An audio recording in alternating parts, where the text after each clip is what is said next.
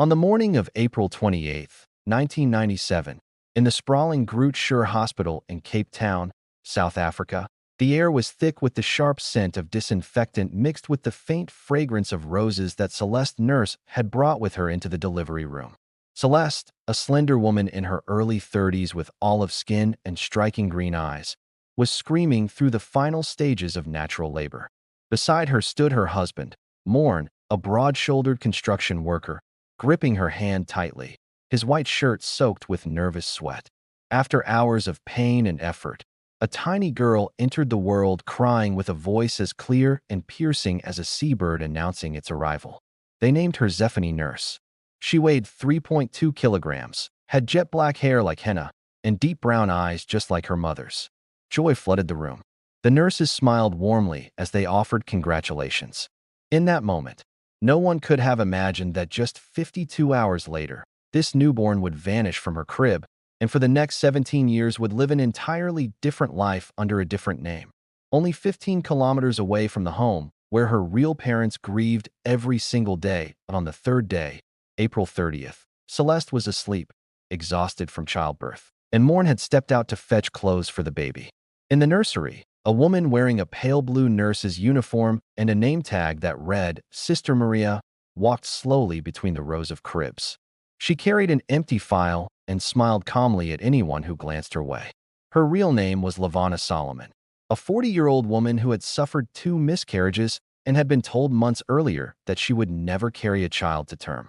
In that moment, her eyes fell on Zephany, wrapped in a little white blanket embroidered with the word nurse. She approached quietly, lifted the baby into her arms, and whispered, "Come, my darling. Mommy's here to take you home." She slipped out a side door, down the stairs, and into a waiting yellow taxi. In less than 7 minutes, Zephany Nurse disappeared forever, or so everyone thought, in a modest house in the poor neighborhood of Lavender Hill. Lavana placed the baby in a second-hand wooden crib. She renamed her Mishi Solomon and told her husband Michael, a kind-hearted car mechanic, that she had legally adopted the child from an orphanage. Michael believed her without question, and so Mishi's new life began. Formula milk, cheap plastic toys, lullabies sung in a trembling voice, and bedtime stories about a little princess who got lost in the forest and found her new mommy. Lavana loved her with an almost obsessive intensity. She panicked if Mishi so much as sneezed and forbade her from playing in the street, terrified that someone might take her away again.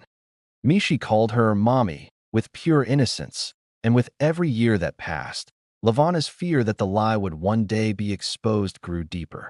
Meanwhile, in the Nurse family home in Rylands Estate, life had turned into daily torment. Celeste cried for months and slept clutching Zephany's old blanket, which still carried her scent. Morn quit work for weeks, printing tens of thousands of posters. Missing, Zephany Nurse, 3 days old, brown eyes, black hair. They went to every market, every train station, every church, asking strangers, "Have you seen my daughter?" They later had 3 more children, Cassidy in 1999, Joshua, and Michael, but every new baby only reminded them of the one they had lost. Every April 28th, they lit a single candle on a small cake and sang "Happy Birthday, Zephany" through tears.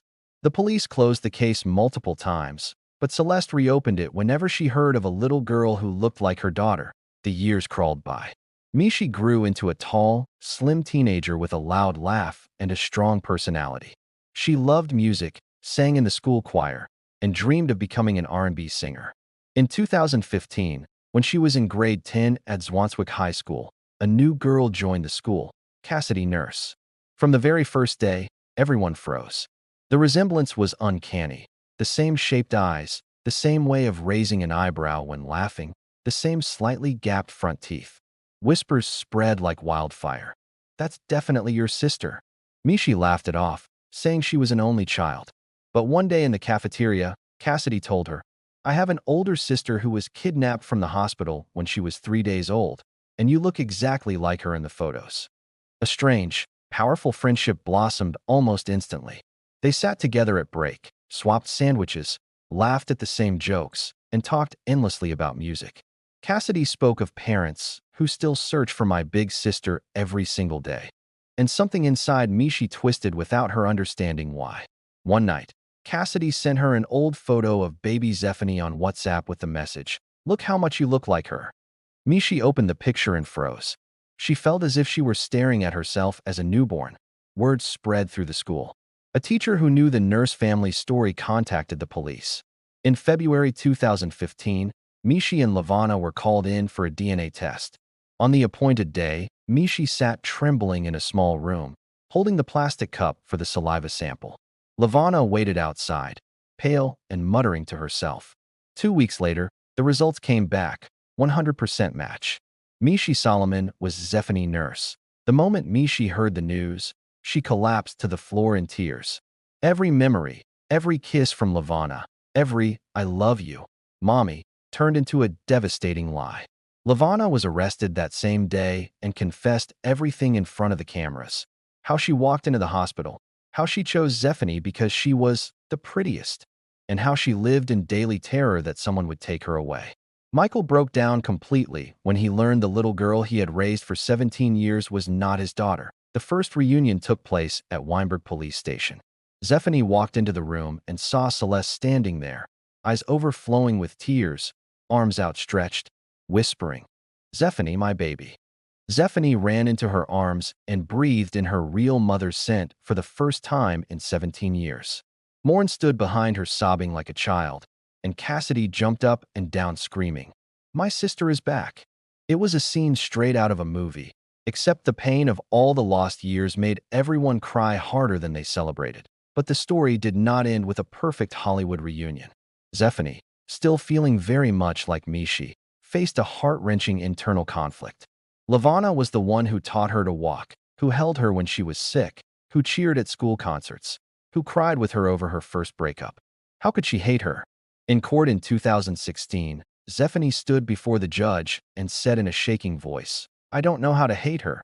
She was my mother for 17 years. Lavana was sentenced to 10 years in prison. She entered the prison gates weeping and screaming, "I'm sorry. I was terrified of losing you again." Zephany chose to keep the legal name Mishi Solomon, but began visiting her biological family every week. She and Cassidy spent hours together rebuilding a sisterhood, laughing and crying over their parallel childhoods. In 2020, she published a book titled Stolen Childhood, and in 2023, it became a Netflix documentary called My Two Mothers. As of November 2025, Mishi/Zephany still lives in Cape Town, working as a counselor for abducted children and visiting Lavana in prison once a month. In every interview she says, "I'm not a victim. I am the daughter of two mothers. One raised me with a lie, the other with the truth. I love them both. I hate what happened, but I am alive, and that is my greatest victory." This is the true story of a baby stolen from her hospital crib just 52 hours after she was born, and who came home 17 years later because of a photograph on a phone and a school friendship that changed everything. A story that proves the truth, no matter how long it is buried, will always find its way back to the light.